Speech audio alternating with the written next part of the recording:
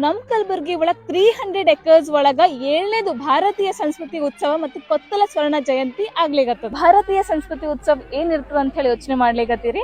ಭಾ ಅಂದ್ರೆ ಪ್ರಕಾಶ, ರಥ ಅಂದ್ರೆ ಗಮನಿಸುವುದು, ಚಲಿಸುವುದು.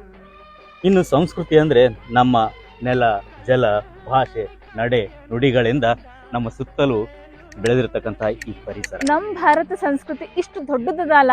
ಈ ಕಾರ್ಯಕ್ರಮದ ಉದ್ದೇಶ ಏನದ ಅಂದ್ರ 9 ದಿನಗಳ ಒಳಗ 9 ಪುಟಗಳ ಒಳಗ ನಿಮ್ ಮುಂದ ತೆರೆದಿಡ್ಬೇಕಂತ ಹೇಳಿ ಪ್ರಯತ್ನ ಮಾಡ್ಲಿಕತ್ತಾರ.